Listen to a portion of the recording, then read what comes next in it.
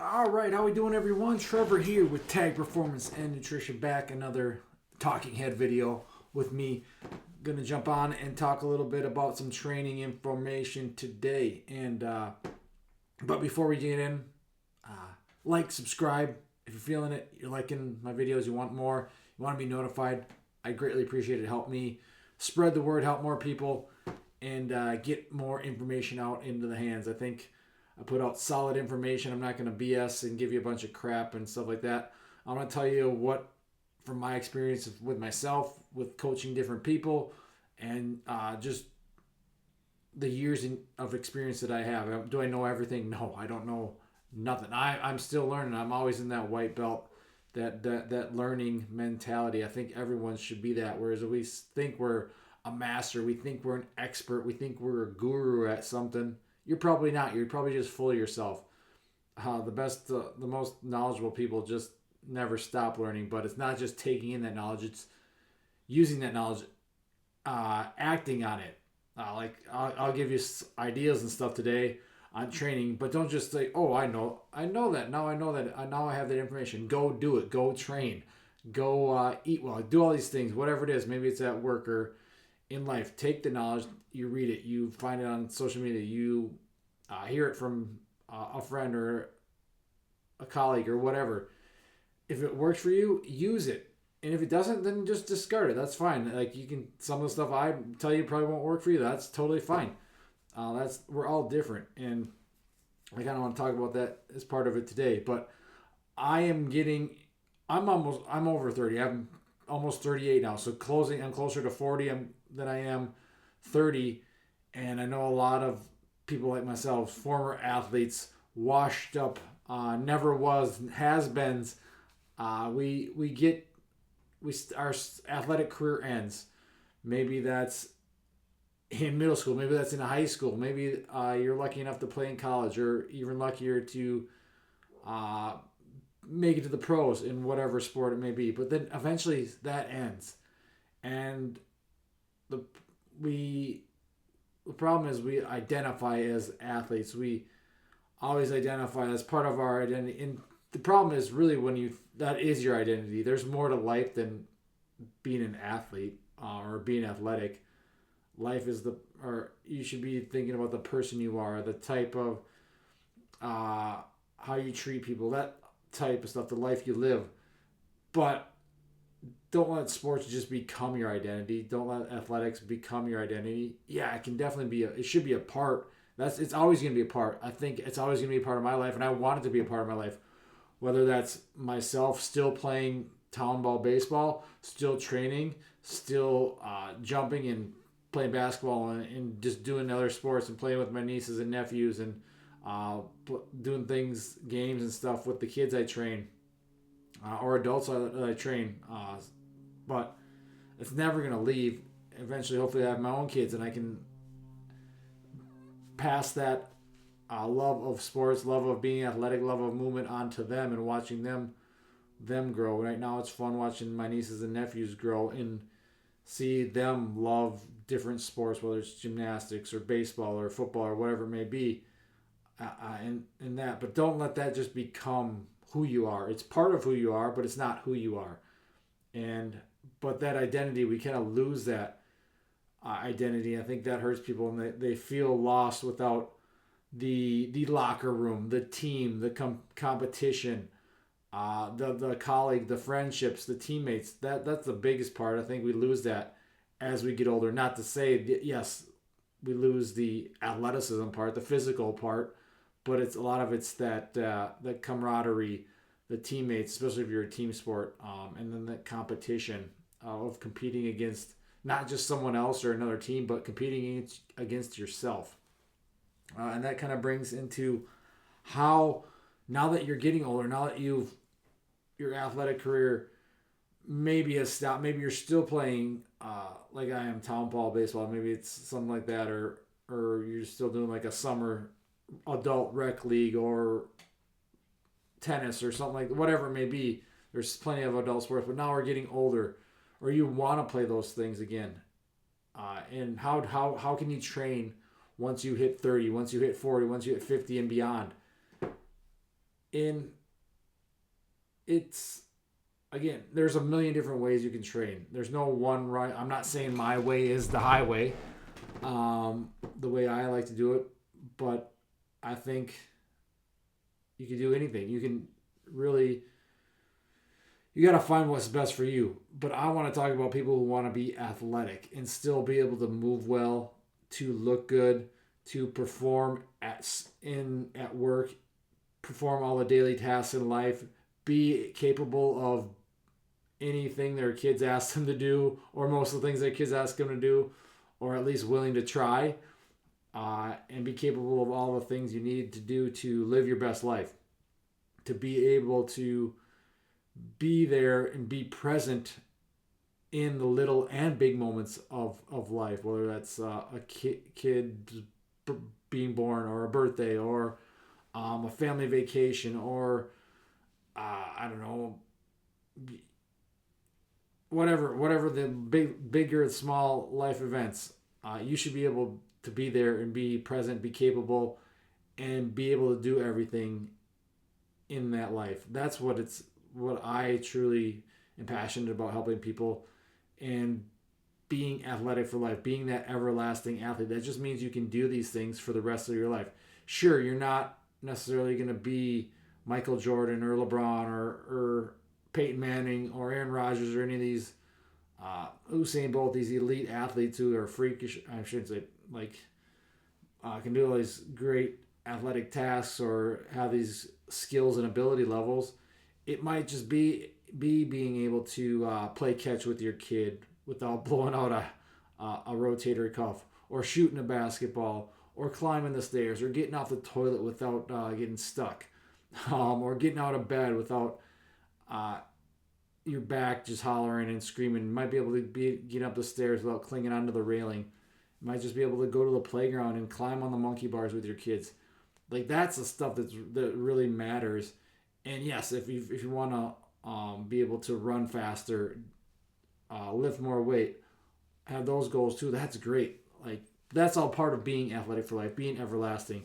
And those things will change over time as you get to 50, 60, 70, 80, 90. Maybe you don't want to lift as much weight. Maybe you just want to be able to move well. And that's great. That's awesome. That's what it is. It's about being able to achieve your goals, but being able to do them freely, to be able to explore movement, to be able to love movement, and to be able to challenge yourselves, be capable rather than just be comfortable. Because as humans, we are always striving for comfort. We're always striving for that, just being in that comfort zone. And that holds us back. That holds you back. If you get out of your comfort zone, you challenge yourself, you push yourself, that's when you truly become capable of things you didn't even think you knew you could do.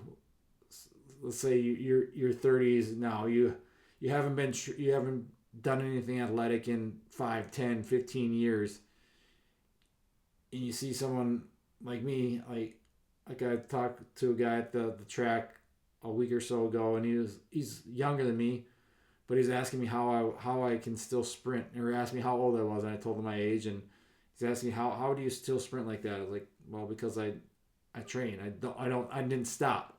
I moved my body. And he was talking about how he used to be a college athlete there at the college, and life is kind of passed him by, and he wasn't able to do the things. He was just walking, and that's like the most physical activity he can do now because he's gained some weight. He's out of shape and hasn't done anything athletic. And it's this that struggle that you think you can't do anything anymore.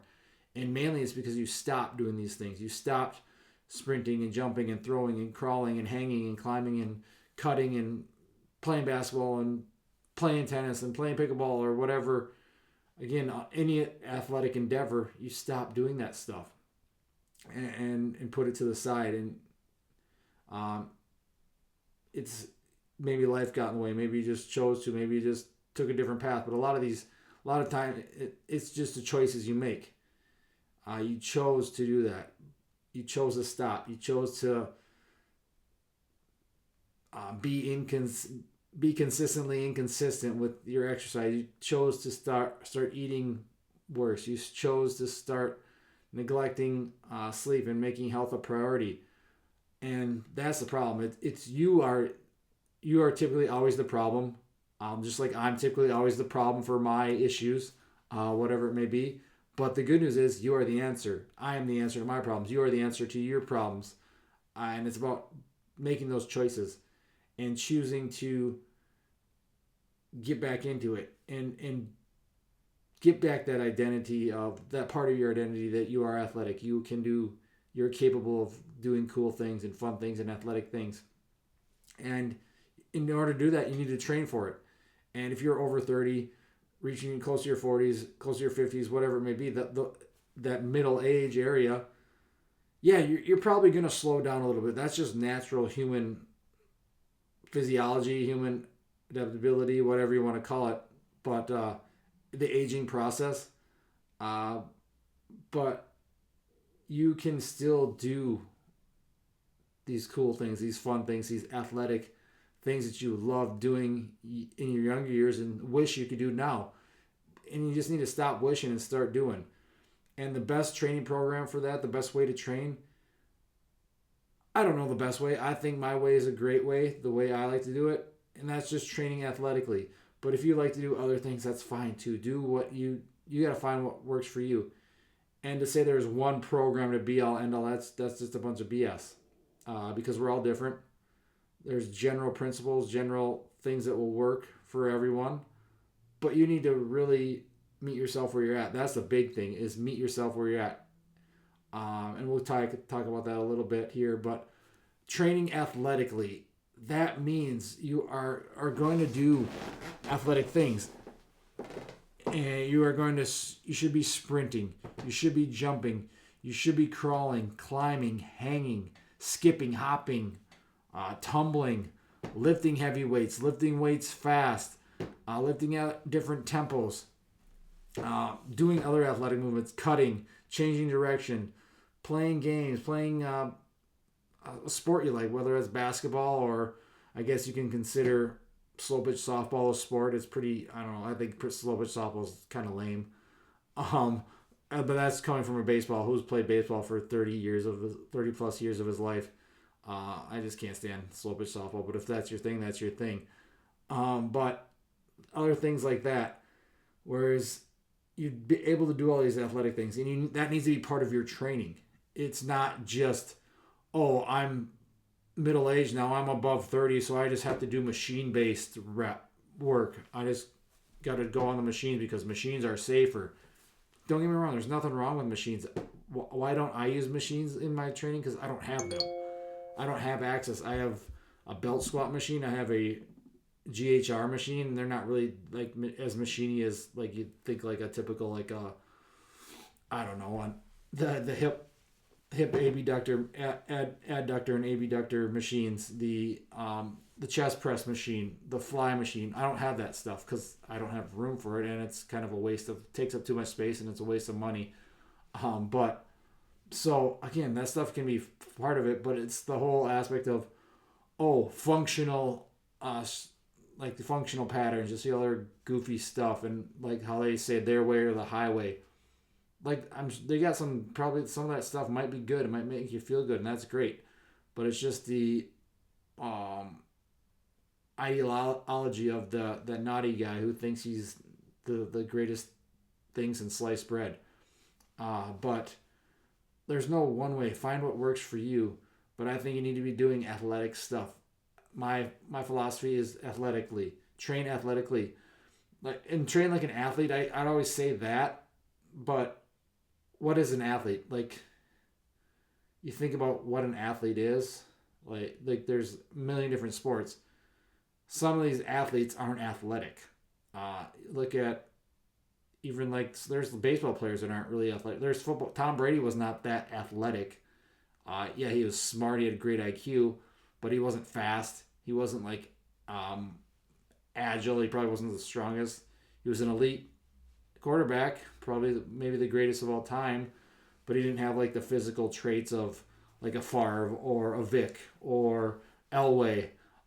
Those guys were much better athletes, or much more athletic, I should say. So I like the term athletic. I've kind of started using that now. Train athletically. Uh, so again, you can jump, you can throw, you can hop, you can skip, roll, crawl, lift heavy, lift fast. You're mobile. You're flexible. These different things, these different traits, these different skills, and we need to be doing all those things. I think to be athletic and train athletically once you hit your 30s and beyond.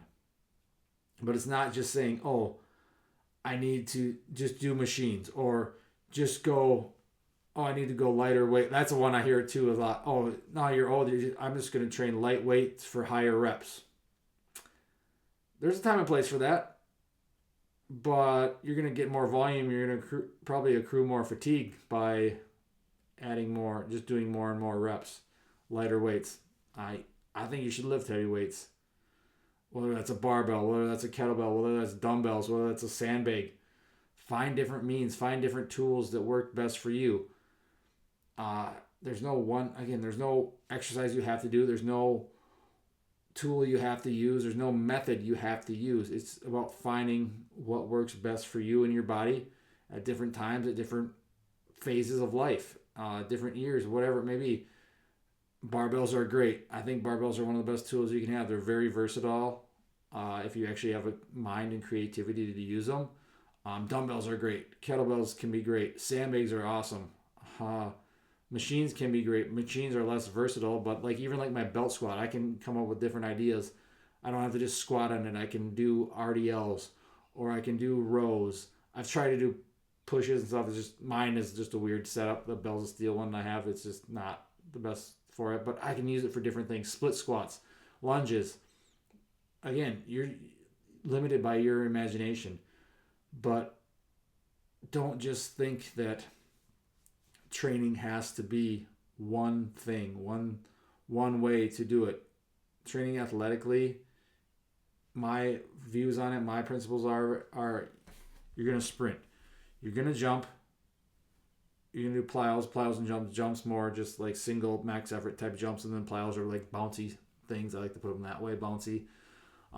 Hops and skips kind of go on the plyos. Bounds. Tumbling, you're going to get on the ground and roll and crawl. Like that is some of the best stuff you can do because yes, you should be training that max strength like barbell or dumbbells and just getting whether it's a 1 rep max, a 2 rep max, 3, 5, whatever, finding those maxes, getting that absolute strength, but you also need that relative strength, crawling around on the ground, push-ups, pull-ups, chin-ups, these types of things that are going to help benefit you because look at all these power lifters. They can bench the house, but they struggle to do push-ups, or they probably struggle to crawl or roll because they have no relative strength because all they do is have big beer bellies, big chests, and short arms, and they just lift the barbell. That they're doing one thing all the time. Where that's why I don't think powerlifting is the best if you want to be athletic, and the best way to train after 30. Bodybuilding, definitely not, because that's just all show. You're just training to look good. Like if you train to perform after 30, you're gonna look good as long as your diet, your nutrition is on point. As long as you're sleeping, as long as you're training smart, but you're training hard. Like training smart does not mean you don't train hard. It just means you have a plan and you're not just crushing yourself, going balls to the wall every day, or things like that. So you can do both, and you should do both. And that's what this training smart, training hard after you're 30 years old and beyond, that's what it's about. These athletic movements.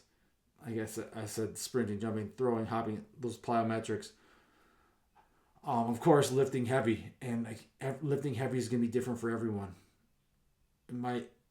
300 pounds might be heavy for me, whereas 100 pounds might be heavy for you. And that's fine. And that's where it all comes back to doing these athletic things, sprinting, jumping, throwing, crawling, hopping, skipping, lifting heavy, lifting fast, doing athletic movements, playing sports, playing with your kids, getting outside, going for runs, going for walks. That's all part of it. That's all part of the training process. But you need to meet where you're at. You're not going to jump in I'm a huge proponent of sprinting. I know it's not cool for a lot of people to look at it as not, oh, old people shouldn't be sprinting. Yeah, they should. It doesn't mean you need to, and you don't have to if you don't want to. If you don't want to, that's totally fine. That's up to you. You get the choice of that. But I think if you want to be athletic, I think it's one of the best exercises you can do is sprint. And what I mean by sprinting is means go as fast as you can for a short burst, especially to start. You're not going to start having sprinting in 10 years. You're not going to jump in and start running 100-meter dashes or 100-yard dashes because that's a recipe for disaster. Maybe you start with just some, without sprinting, you just start with some hops and plyos and more extensive plyos bouncing around, trying to get that back, that sense of proprioception, that sense of balance, that sense of rhythm, that sense of timing back. And then you build from there. You build into maybe some sled sprints, some short sled sprints, or some tempo runs where you're not trying to go as fast as you can, just to get the body acclimated to that. Because I work with plenty of people. It can be tough to watch them try to sprint because it just looks like their body hasn't moved. It's like trying to think of something. It's like, I don't know, like a rusty old hinge or something where you just try and open it and it's like Forrest Gump. It's like Forrest Gump running a lot of times. Their legs don't move. Their arms don't move like they're supposed to. Their legs are straight. They don't actually have any bend in their legs. It's like it's kind of hard to watch, but it's kind of funny too. But then they start doing it and they start learning their body, their neurological system starts to adapt and their body starts to move like it's supposed to. Their legs start to bend. Their arms, they're not running with the same arm and the same leg. Those types of things. And they eventually start to get it. But it's meeting yourself where you're at. Not sprinting balls to the wall for long distances right away. Start with the hops, the skips. Get that rhythm, get that timing. Then add in some shorter sprints, the tempos, the sled sprints, find a hill, a slight slope and hill, because you're not going to be able to go full speed with that, and just build on that. Take it slow. It doesn't have to be 2 weeks in. I know you don't have to be sprinting 100 meters or 50 meters or 30 meters even, 30 yards even. I don't know why I keep seeing meters. I don't use meters. 30 yards, 20 yards. Save that. This is something we're going to do for life, so we don't need to rush into everything. You should rush into the fact that you want to start training, but be patient with the process. It's like planting a tree. You plant the tree, especially speed. You plant the tree and you water it. You water it. You water it. You water it. And eventually things start to grow. Same with strength. You're not going to jump in. You haven't lifted. You haven't squatted in 5 years.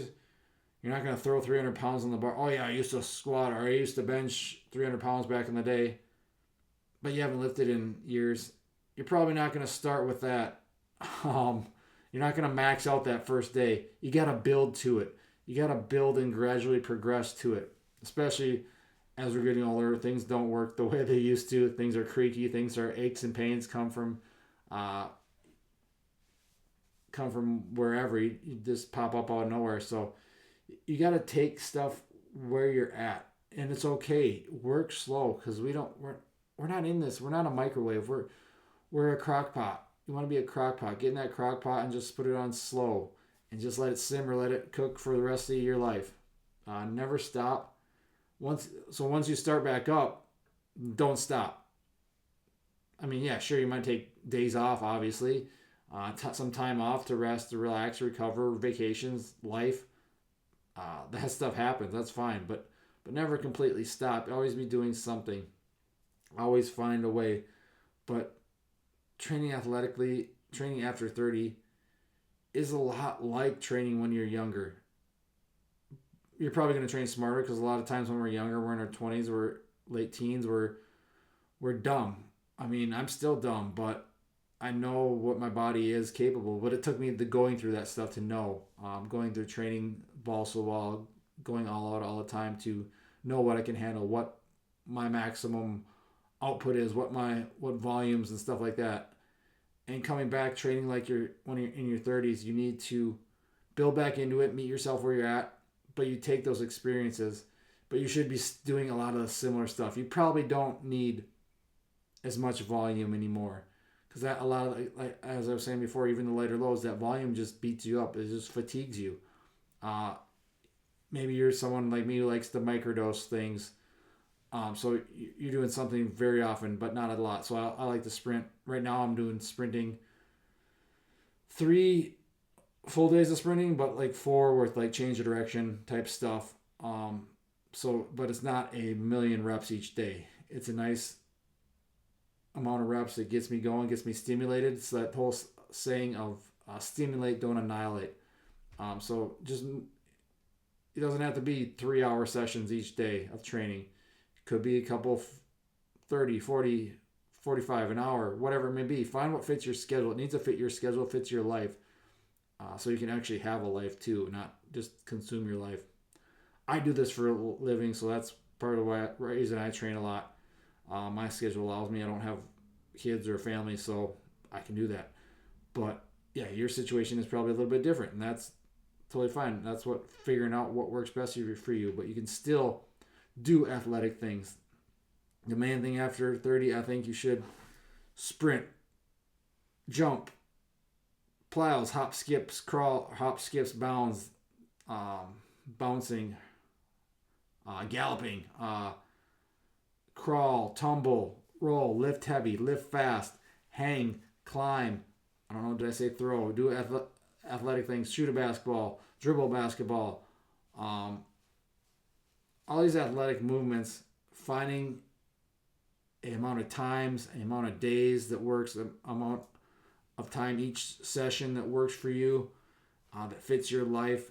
And again, meeting yourself where you are so you can progress, not just jumping right into the most high intensity, the heaviest weight, the fastest sprints, the most advanced variation of things when you haven't done these things in years. But again, if you've continued to do these things, but now you're getting in your 30s, man, you're in a better place because you haven't stopped. You can just progress a little bit. And sometimes you're going to have to regress and pull back. And that's just all part of the game. That's all part of the journey. And it is a journey. It is a process. Don't let that process stop. Don't let that process overwhelm and become too much. But learn to love and enjoy the process. And I don't think there's any reason why you can't continue to train athletically and do these athletic things once you reach 30 and beyond. It's when you stop and completely stop and then try to get back into it and rush back into it and do too much too soon. That's when the injuries happen. That's when the bad things happen. But again, you can't prevent injuries. You're going to get hurt if you're doing cool things. You're going to get hurt. A lot of times the injuries are stupid injuries like stubbing your toe on a weight bench or something like that, or just dumb thing, hitting your head on the barbell, that type of stuff. That's what I found most of I get back injuries. I've had plenty of back injuries, hamstrings and things like that, broken toes and dumb things. But that stuff happened. Like if you're challenging yourself, you can't prevent injuries, but we can. Doing athletic things, training athletically, is going to get rid of a lot of the aches, the pains, the stupid stuff, just the constant soreness and pain in shoulders and hips, in knees, in backs that you suffer from every day. If you are training right and you're moving your body and learning to love movement and challenging your body through different movement, I think this is the best way. This is my favorite way to train. I don't think I'll ever stop. I'll be always adjusting and adapting to myself, my life, and things like that. But doing athletic things, the combination of the mobility, the combination of the high intensity sprints, the combination of jumping and lifting heavy and moving weight fast and mobility, and then combining that with the relaxing, combining that with your nutrition and your sleep.